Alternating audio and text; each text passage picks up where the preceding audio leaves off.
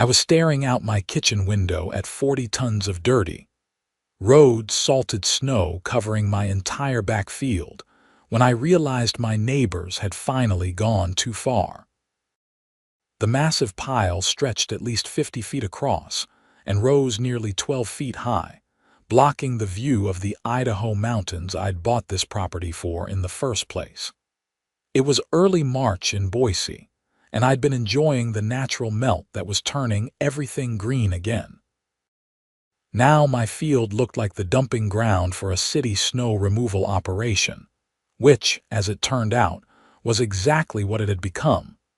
My name is Vincent Vance, and I'd moved to this 5-acre property just outside the Boise city limits about 2 years ago. The house sat on a quiet rural road, far enough from the city to feel peaceful but close enough to get groceries without planning an expedition. When I bought the place, I specifically chose a property that wasn't part of any HOA. I'd heard the horror stories, and I wanted no part of that nightmare.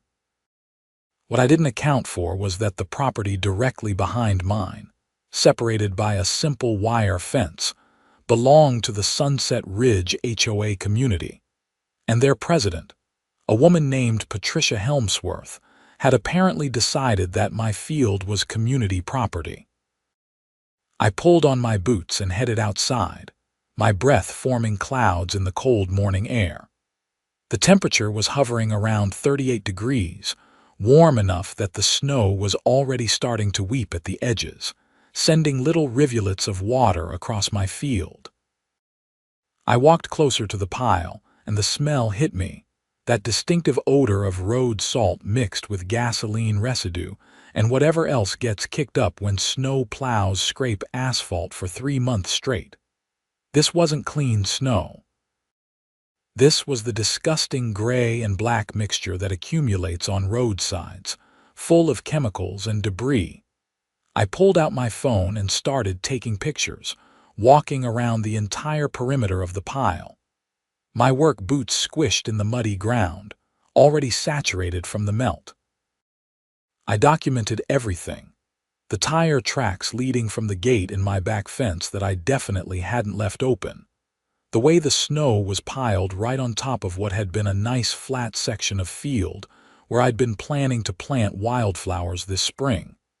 And most importantly, the industrial plow truck still parked just inside my property line, its driver apparently taking a coffee break.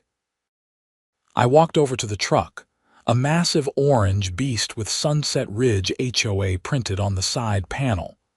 The driver, a guy in his 50s with a thick beard and a bored expression, looked down at me through the open window. "Morning," I said, keeping my voice level. "You want to explain why you're dumping snow on my property?" He took a long sip of his coffee. "Just following orders, man. Patricia said this was part of the community dumping area." "Patricia is wrong. This is private property, my property, not part of your HOA." The driver shrugged. "Take it up with her. I just drive where they tell me." "How much snow did you dump here?" "This is the 4th load, about 10 tons each. So yeah, 40 tons give or take."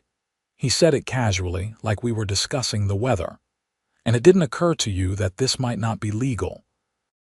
Another shrug. "I get paid either way." I took a picture of him, the truck, and the license plate. "Well, you can tell Patricia that she needs to remove every ounce of this snow by end of business today, or I'm calling the sheriff." The driver actually laughed at that. "Good luck, buddy." Sheriff's office doesn't care about property disputes. That's civil court territory. He wasn't entirely wrong, which annoyed me. I stepped back as he started the engine and rumbled out through my gate, leaving it wide open behind him.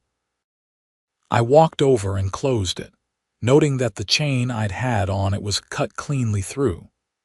That was destruction of property right there, but as the driver had helpfully pointed out, getting law enforcement involved in what they'd see as a neighbor dispute was going to be difficult. I headed back to my house and immediately started researching. I pulled up my property survey, my deed, and every document I had proving the boundaries of my land. Then I looked up the Sunset Ridge HOA boundaries. Sure enough, they stopped at the fence line. My 5 acres were clearly outside their jurisdiction, purchased before the HOA was even established 8 years ago. I had all the documentation I needed. Next, I drafted a formal cease and desist letter. I wasn't a lawyer, but I'd worked as a paralegal for 3 years before switching careers to software development, so I knew my way around legal language. I detailed the trespassing, the property damage from the cut chain, the environmental concerns about dumping road salt on private land, and the demand for immediate removal of all snow. I gave them 24 hours. Then I drove to the Sunset Ridge HOA office, a small building attached to their clubhouse that sat right on the other side of my back fence. The clubhouse was one of those fancy community centers that HOAs love to build to justify their fees, complete with a pool, gym, and meeting spaces. I'd never been inside, having no reason or right to use it, but I'd heard from former neighbors who'd moved out of the development that it was quite nice. Too bad it sat at a slightly lower elevation than my field. Patricia Helmsworth sat behind a large oak desk that seemed far too grand for the small office. She was exactly what you'd expect from an HOA president, who'd use someone else's property as a dumping ground. Perfectly styled blonde hair, a pantsuit that probably cost more than my monthly mortgage, and an expression that suggested she smelled something unpleasant whenever she looked at anything that didn't meet her exacting standards. "Mr. Vance," she said, not bothering to stand or offer a handshake. "I assume you're here about the snow removal. You assume correctly. That's my property you dumped on." She pulled out a map, spreading it across her desk with the confidence of someone who believes they're always right. "Actually, according to our records, that field is designated community land. Your records are wrong." I placed my property survey next to her map. "This is the official county survey. That's my land, all 5 acres. Your HOA ends at the fence line." She barely glanced at my documents. "There must be some mistake. We've been using that area for snow dumping for the past 3 winters. Then you've been trespassing for 3 winters. This is my first winter here, and I'm telling you to stop. I have a cease and desist letter here demanding you remove all the snow within 24 hours. Patricia actually laughed, a sharp sound without any humor. "That's not going to happen. Do you have any idea how much it costs to remove 40 tons of snow, and where would we put it?" "Not my problem. You put it there illegally, you remove it legally. Maybe try your own property next time. We have no space on HOA property. The community has rules about aesthetics, and giant piles of dirty snow don't meet our standards. But dumping it on my property without permission does." She stood up, smoothing her suit jacket. "Mr. Vance, I'm trying to be neighborly here. That snow will melt naturally in a few weeks. Then you can use your field again. What's the harm in being a good neighbor? The harm is that you're breaking the law. The harm is that you cut through my chain and trespassed on my property. The harm is that you've dumped 40 tons of salt-saturated, chemical-filled snow that's going to kill anything growing there. And the harm is that you're telling me my property rights don't matter because you find them inconvenient." Patricia's face hardened. "I think we're done here. If you want to pursue legal action, get a lawyer. Until then, the snow stays. We're not wasting community funds on your tantrum." I placed the cease and desist letter on her desk. 24 hours. Consider yourself notified." I left before I said something I'd regret. Back in my truck, I sat for a moment trying to decide my next move. Legal action would take months and cost thousands. The sheriff's department would treat it as a civil matter. Code enforcement might care about the illegal dumping, but they'd also take time to investigate. Meanwhile, the snow would sit there, leaking chemicals into my soil and making a mess of my property. That's when I got the idea. It was risky, possibly stupid, but it would solve multiple problems at once. I drove home and spent the next few hours researching and making phone calls. The first call was to a rental company in Boise. "Yeah, I need to rent some industrial water pumps, the big ones." "How many gallons per minute can they move?" "Perfect. I need 4 of them delivered tomorrow morning." "Also, do you rent large capacity water heaters? The kind used for construction sites?" "Great. I'll take 2 of those as well." The second call was to my insurance company, just to verify my coverage on my property. Everything checked out. The third call was to a civil attorney I'd worked with at my old paralegal job. Her name was Amanda Foster, and she specialized in property disputes. "Vincent, long time no hear." "What's going on?" I explained the situation in detail. She listened without interrupting, which I appreciated. "Okay," she said when I finished. "So they've definitely trespassed and dumped on your property. You have clear documentation. The problem is timeline. If we file a civil suit, you're looking at months before any resolution. If we go for a temporary restraining order to force removal, that's faster but still weeks. They're gambling that you'll just accept it because fighting is too expensive and time-consuming. What if I remove it myself?" "How?" "By melting it. Fast." There was a pause. "Explain." "My property slopes slightly downward toward the back fence. On the other side of that fence, at a lower elevation, sits their clubhouse. If I melted that snow quickly, the water would naturally flow downhill, following the grade of my land. What happens after it reaches my property line isn't really my responsibility, is it?" Amanda laughed, then stopped herself. "Vincent, are you seriously considering flooding their clubhouse?" "I'm considering removing the snow from my property using the most efficient method available. Where the water flows after that is a matter of natural drainage and physics. It's not my fault they built their clubhouse at the bottom of a slope without proper drainage considerations. You're playing with fire here. They played first. I'm just finishing the game. If you do this, do it right. Document everything. Every step. Take videos, photos, timestamps. Keep all your rental receipts. Make sure you can prove that you were simply removing something illegally placed on your property. Don't do anything that could be construed as deliberately targeting their building. You're just melting snow that shouldn't be there. Got it? Got it. And Vincent, call me when this blows up, because it will blow up." I spent the rest of that day preparing. I walked my entire property line with a surveying app on my phone, documenting the exact boundaries. I took more photos and videos of the snow pile from every angle.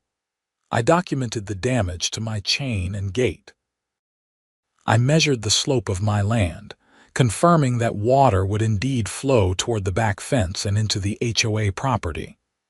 The grade was about a 3% slope, gentle but definite. I also reviewed the weather forecast. The next 3 days were going to be unseasonably warm, with temperatures in the mid-50s during the day.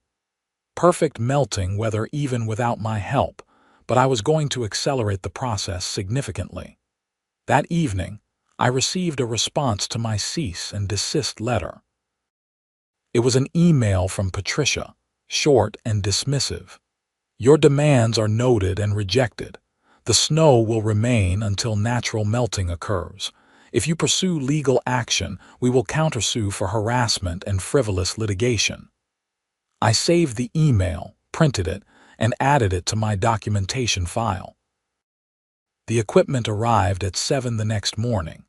4 industrial pumps, each capable of moving 400 gallons per minute. 2 portable water heaters that could heat water to 140 degrees. A truck full of hoses, connectors, and a massive generator to power everything. The delivery guys looked at me with obvious curiosity. "Big project?" one asked as they unloaded. "Snow removal," I said. He looked at the 40-ton pile. "That's one way to do it." I spent the next 2 hours setting everything up. I ran hoses from my well to the water heaters, then from the heaters to the pumps. I positioned the pumps around the snow pile and aimed the discharge hoses directly at the snow from multiple angles. The whole setup looked like something from an industrial site, which I suppose it was. I started recording video on my phone, making sure to narrate the date, time, and what I was doing. This is Vincent Vance, documenting the removal of 40 tons of snow illegally dumped on my property by Sunset Ridge HOA. After my cease and desist was rejected, I'm removing the snow myself using heated water and pumps. The snow was placed here without permission, and I'm simply clearing my property. Then I fired up the generator and turned on the system. The effect was immediate and dramatic. Hot water sprayed from 4 different hoses, hitting the snow pile with tremendous force. Steam rose in massive clouds as the 140-degree water hit the freezing snow. The pile began to collapse almost immediately, the hot water carving channels and causing sections to slough off. Within minutes, water was rushing across my field in sheets, exactly as I'd calculated, flowing steadily downhill toward the back fence. I monitored everything carefully, adjusting the hoses to ensure even melting. The pile was so large that even with 4 high-capacity pumps, I estimated it would take most of the day to completely melt. That was fine. I'd taken the day off work specifically for this. Around 9 in the morning, I noticed someone from the HOA standing at the fence, watching in apparent shock. I waved but continued my work. By 10, there were 3 people watching. By 11, Patricia herself appeared, her face red with either cold or anger. She shouted something, but I couldn't hear her over the noise of the generator and pumps. I walked closer to the fence, keeping my phone recording. "What the hell do you think you're doing?" she screamed. "Removing the snow you illegally dumped on my property. You refused to do it, so I'm handling it myself. You're flooding our property. I'm melting snow on my property. Where the water goes after it leaves my land isn't my responsibility. Maybe you should have thought about drainage before building your clubhouse at the bottom of a slope. We're calling the police. Please do. Make sure to explain how you illegally dumped 40 tons of snow on my property first." She stormed off, and sure enough, within 20 minutes, a sheriff's deputy pulled up to my front driveway. I turned off the pumps and walked around to meet him. Deputy Martinez was a young guy, probably late 20s, and he looked like he'd rather be anywhere else. "Sir, we received a complaint about flooding. Come with me. I'll show you what's happening." I walked him around to the back, showing him the melting snow pile first. That snow was illegally dumped on my property 2 days ago by the Sunset Ridge HOA. I have documentation showing this is my land, not theirs. I sent a cease and desist demanding removal. They refused, so I'm removing it myself. I showed him the property survey, the photos of the truck dumping snow, the cut chain, and the rejection email from Patricia. "So you're melting it with hot water?" "Yes, it's the fastest way to remove it. And the water is going onto their property. The water is following the natural grade of my land. My property slopes toward their property. I'm not pumping water onto their land. I'm melting snow on my land and water flows downhill." Martinez looked at the setup, then at the HOA property beyond the fence. I could see water pooling near their clubhouse, though from this angle I couldn't tell how bad it was. "Sir, they're claiming you're deliberately flooding their building." "I'm deliberately removing snow from my property.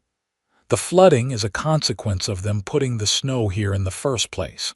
If they'd removed it when I asked, or better yet, never dumped it here, there would be no problem. Martinez sighed and made some notes. Look, this is really a civil matter. They trespassed and dumped snow on your property without permission. You're removing it. The fact that the removal causes them problems isn't really a criminal issue, but you might want to consider that you're starting a war here. They started the war when they decided my property rights didn't matter. Fair enough. I'll file a report documenting what I've seen. If they want to pursue anything, it'll have to be through civil court. After he left, I restarted the pumps. Over the next several hours, the snow pile steadily shrank. The water flow never stopped, cascading down my field in multiple streams that converged into a substantial flow by the time they reached the fence line. I could see the water going under the fence and spreading across the HOA property. Around 3 in the afternoon, I heard shouting and looked over to see several HOA residents trying to divert the water away from the clubhouse using sandbags and plastic barriers. It wasn't going well. There was simply too much water, and it was coming too fast. The clubhouse sat in a slight depression, almost like it was designed to collect water, and despite their efforts, I could see water reaching the building's foundation. By 5 o'clock, the snow pile was about 60% gone. The water flow had diminished slightly, but was still substantial. I could see water actually entering the clubhouse through the lower-level entrance. Several people were inside, apparently trying to move things to higher ground. Patricia appeared at my fence again, this time with 2 other women who looked equally angry. "You need to stop this right now," she demanded. "You're destroying our clubhouse. I'm removing snow from my property." "There has to be another way." "There was. You could have removed it when I asked. You chose not to. We'll pay for removal. Just stop the water." I walked closer to the fence. "You'll pay for complete professional removal of all remaining snow, and you'll compensate me for the damage to my chain and gate, and you'll guarantee in writing that you'll never dump anything on my property again." "Yes, fine. Whatever you want. Get it in writing. Have it signed by all HOA board members and delivered to me within 1 hour. Until then, I'm continuing with the removal." She practically ran back toward the clubhouse. I kept the pumps running. 50 minutes later, a man in his 60s approached my front door. He introduced himself as Gerald Stromberg, the HOA vice president. He handed me a document printed on HOA letterhead. The document agreed to pay for professional removal of all remaining snow, compensate me $500 for the damaged chain and gate, and included a legally binding promise never to use my property for any purpose without written permission. It was signed by Patricia, Gerald, and 3 other board members. "The water's gotten into the lower level," Gerald said quietly. "The gym equipment is ruined. The basement storage is flooded. We're talking tens of thousands in damages. You put 40 tons of snow on my property without permission." I know. Patricia was wrong. Some of us tried to tell her that, but she insisted the property was community land. She was too proud to back down when you proved her wrong. And now you're all paying the price. "Yes, will you please stop the water?" I looked at the document again. It was legally binding and exactly what I wanted. "I'll shut down the operation, but the remaining snow will need professional removal by end of business tomorrow. I'll have a company here first thing in the morning." I turned off the pumps and disconnected the hoses. The water flow slowed to a trickle, then stopped, but the damage was done. I walked to my back fence and looked at the clubhouse. Water was clearly visible through the lower windows, at least a foot deep in some areas. People were still inside, trying to salvage what they could. That evening, Amanda called me. "I heard through the grapevine that you actually did it, Please tell me you documented everything, every second. Good, because I'm guessing you're about to be sued." They signed an agreement to remove the snow and never use my property again. That won't stop them from suing for damages to the clubhouse. They'll argue you acted with deliberate malice and caused destruction beyond what was necessary to remove the snow. Can they win? Maybe. It depends on how a judge views your actions. You were within your rights to remove the snow. The question is whether your method was reasonable or excessive. Melting 40 tons of snow in one day with heated water when you knew it would flood their building could be seen as vindictive or efficient. That's the argument you'll make. Start preparing now. Get all your documentation in order. Every photo, video, email, and receipt. If they sue, we'll be ready. True to Gerald's word, a professional snow removal company arrived at 6 the next morning. They used front-end loaders to scoop up the remaining snow and haul it away in dump trucks. The operation took most of the day but was impressively efficient. By evening, my field was clear except for some mud and dead grass. The HOA paid the $3,800 removal bill without complaint and delivered a check for $500 for my gate. I thought that might be the end of it. I was wrong. 2 weeks later, I was served with legal papers. The Sunset Ridge HOA was suing me for $85,000 in damages to their clubhouse. The lawsuit claimed I had acted with willful and wanton negligence and had deliberately destroyed HOA property through malicious flooding. I called Amanda immediately. $85,000, I said. That seems excessive. Let me see the itemized damages. I heard papers rustling.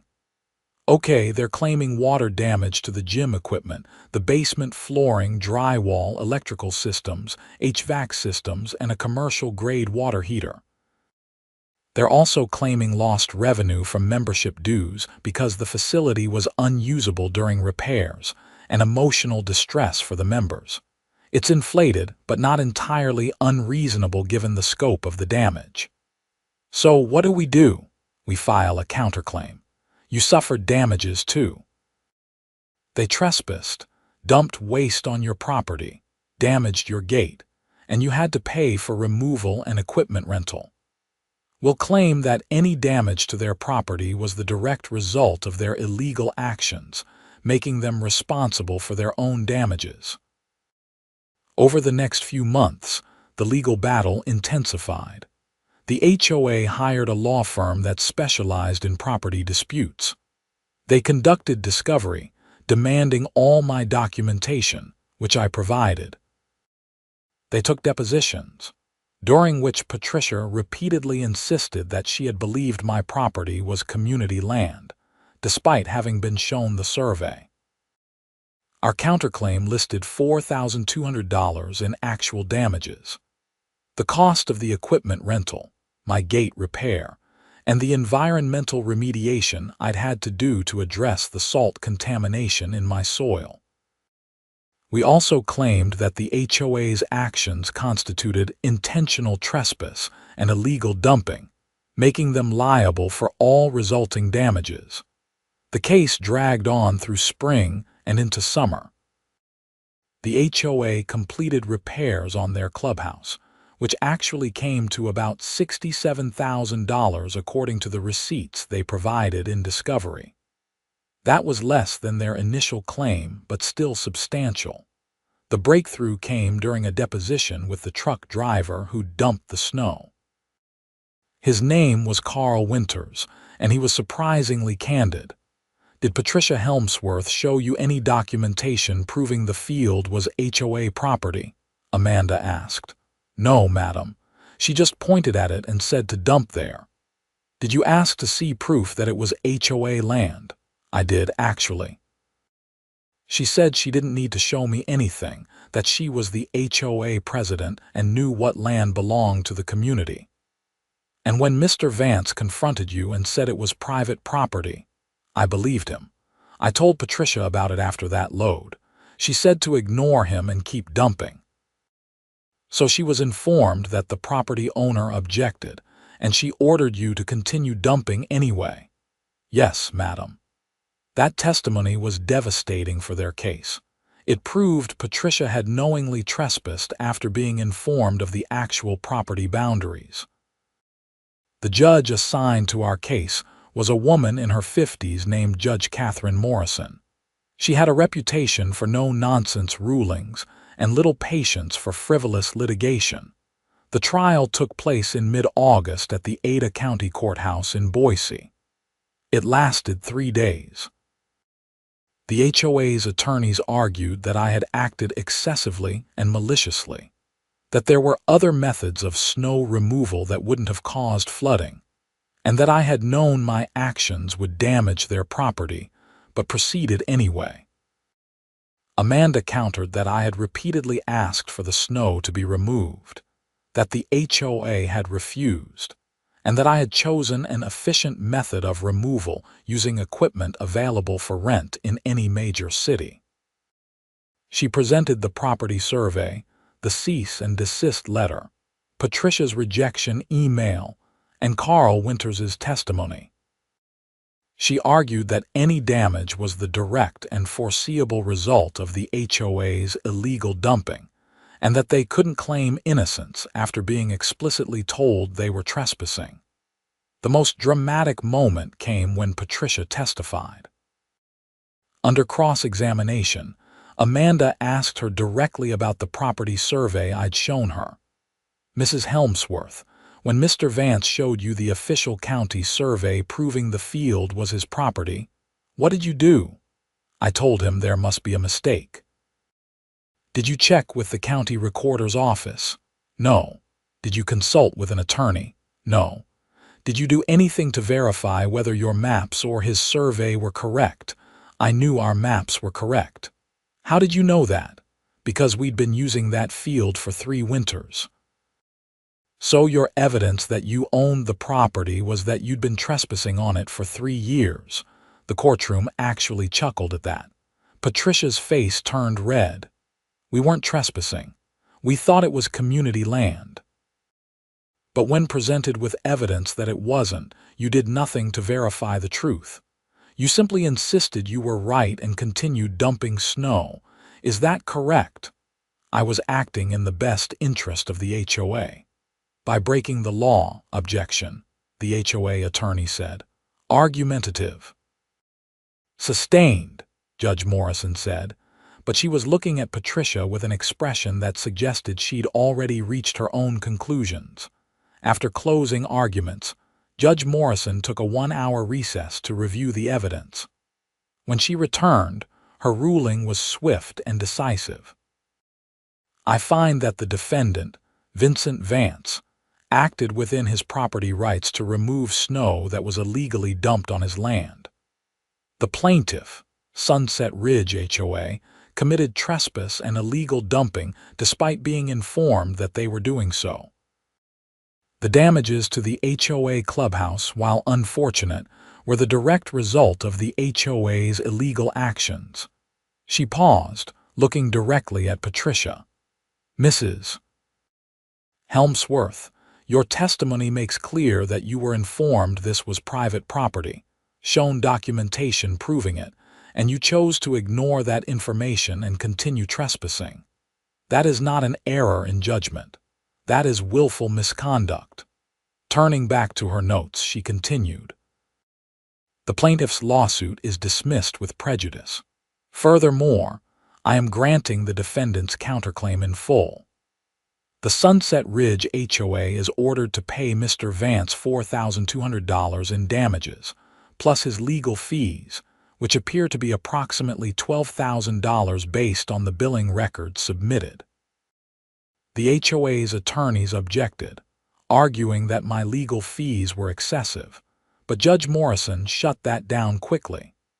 The defendant was forced to defend himself against a lawsuit stemming entirely from the plaintiff's illegal actions. He is entitled to full compensation for the costs of that defense. She banged her gavel. "This matter is concluded." Walking out of the courthouse, I felt a mixture of relief and exhaustion. The whole ordeal had taken 7 months from start to finish, but it was over and I'd won. Amanda walked with me to the parking lot. That went better than I expected. Morrison didn't hold back. What happens now? They pay you. If they don't, we can garnish their accounts. With an HOA, that's pretty straightforward since they have regular dues coming in. Do you think Patricia will finally leave me alone? I think Patricia might not be HOA president much longer. That testimony about knowingly ignoring property rights after being informed, that's going to be a problem for her. HOA boards can remove officers, and I'm guessing the other board members aren't happy about the $67,000 repair bill and the $16,000 they're about to pay you. She was right. I heard through the neighborhood grapevine that an emergency HOA board meeting was called 3 days after the trial. Patricia was removed as president by a unanimous vote of the other board members. Gerald Stromberg took over as interim president. The check for $20,200 arrived 2 weeks later. I deposited it and finally felt like the whole nightmare was truly over. My field recovered slowly. The salt contamination had killed a section of grass, but I worked with a landscaper to remediate the soil and reseed. By fall, you couldn't tell anything had happened there. I planted the wildflowers I'd originally wanted, and they bloomed beautifully the next spring. I also installed a proper gate with a heavy-duty lock and added security cameras covering my entire back fence line. If anyone from the HOA even looked at my property wrong, I'd have video evidence. Interestingly, once Patricia was gone, relations with the HOA actually improved. Gerald stopped by a few months after the trial to apologize personally. Most of us had no idea Patricia was dumping on your land, he said. We thought she'd arranged for dumping at a commercial site. When the bills came through showing payments to your property address, we started asking questions, but by then it was too late. She really thought she could just take what she wanted. Patricia had been president for 6 years.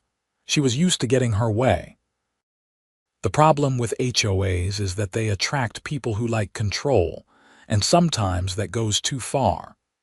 We've implemented new rules requiring board approval for any contracts or major decisions. No more one-person shows. Good. I hope the clubhouse repairs went okay. They did. Insurance covered about half after we met the deductible. The rest came from reserves. It hurt, but we'll recover. The gym equipment was actually pretty old, so in a weird way, the insurance payout let us upgrade. Silver lining, I guess. Look, I know we got off on the wrong foot, but if you ever want to use the clubhouse facilities, you're welcome. No charge. It's the least we can do. I appreciate that, but I'm pretty happy keeping my distance from HOA business, he laughed. Can't blame you there. As the months passed, life returned to normal. I went back to my quiet routine of working from home, enjoying my property and appreciating the mountain views without 40 tons of snow blocking them. The wildflowers attracted bees and butterflies, exactly as I'd hoped. My field became a small natural meadow, much nicer than any manicured HOA lawn. I did occasionally see Patricia around town. She pretended not to recognize me, which was fine. I heard she'd moved out of Sunset Ridge entirely, selling her home and buying something in a different development where she could start fresh, without the reputation of the HOA president, who cost her community $80,000. The whole experience taught me something important about standing up for your rights. When someone tramples on your property, whether literally or figuratively, you can't just accept it because fighting back seems difficult or expensive. Sometimes you have to take action, even if that action is unconventional. Would I melt 40 tons of snow again if faced with the same situation? Absolutely. But hopefully, I'd never have to. The story made the rounds in local news, though I declined all interview requests. There were articles in the Boise Press about HOA overreach and property rights, using my case as an example. A few local lawyers even started using it as a teaching case for property law seminars.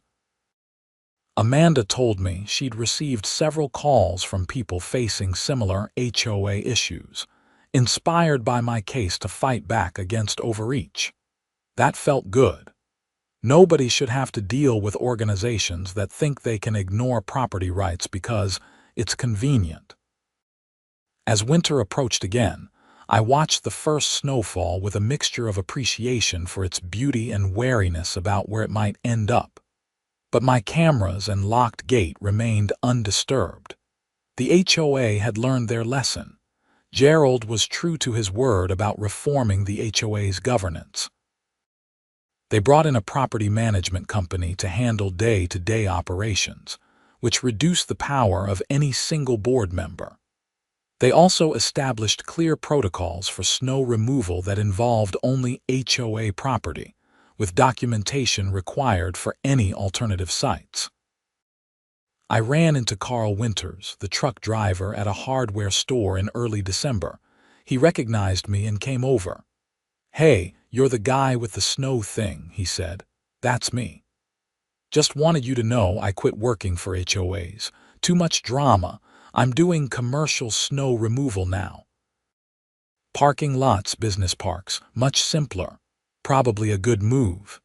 Yeah, that whole situation was crazy. I felt bad being in the middle of it. You weren't the problem. You were just doing your job. Still, I should have pushed back harder when you told me it was private property. Live and learn, right? Right. As the second winter passed without incident, I finally felt like the whole ordeal was truly behind me.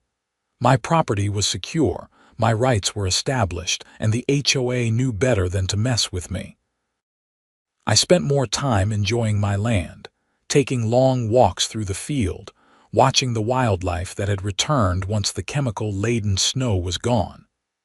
Deer visited regularly, along with rabbits, foxes, and an impressive variety of birds. It was everything I'd wanted when I bought the place. The wildflowers had reseeded themselves naturally, and the following spring promised an even better display. I'd added some native Idaho plants as well, creating a genuinely natural landscape that required minimal maintenance and supported the local ecosystem. One evening in late March, exactly 1 year after the snow incident, I was sitting on my back porch watching the sunset when I heard a knock at my front door. It was Gerald, holding a bottle of wine. "Peace offering," he said. "This is from the board.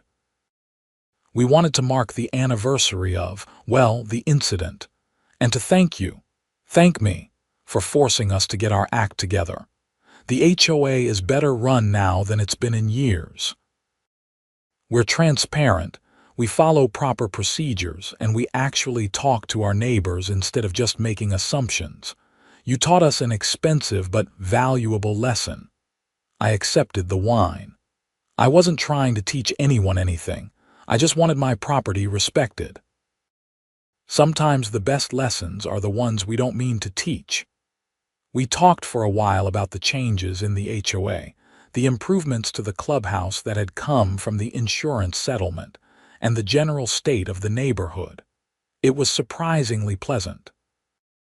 After he left, I opened the wine and poured a glass. Sitting on my porch, looking out at my field where 40 tons of snow had once sat, I reflected on the whole experience. Property rights matter. They're not just abstract legal concepts. They're the foundation of ownership, autonomy, and respect.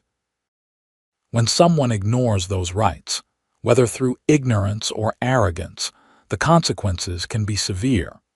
Patricia had assumed her position as HOA president gave her authority over my land. She'd confused her limited power within the HOA with actual legal authority. When confronted with evidence of her mistake, she doubled down rather than admit error. That pride cost her community tens of thousands of dollars, cost her the presidency, and ultimately cost her the reputation she'd built over 6 years. For me, the lesson was different. Standing up for yourself is hard. It's expensive, time-consuming, and stressful. But sometimes it's necessary. If I just accepted the snow pile, Patricia would have continued using my field as a dump. She would have learned that property owners could be bullied if you were aggressive enough. Instead, she learned that actions have consequences. The HOA learned that property rights aren't suggestions. And I learned that fighting back, even in unconventional ways, is sometimes the right choice. The wine was good, a nice local Idaho vintage. I raised my glass toward the field where the snow had been, toward the fence line where the water had flowed, and toward the clubhouse that had flooded. To property rights, I said to the empty evening air, and to 40 tons of snow that taught everyone an expensive lesson. The sunset painted the sky in shades of orange and pink, reflecting off the mountains in the distance. My field was green and peaceful, full of wildflowers and wildlife.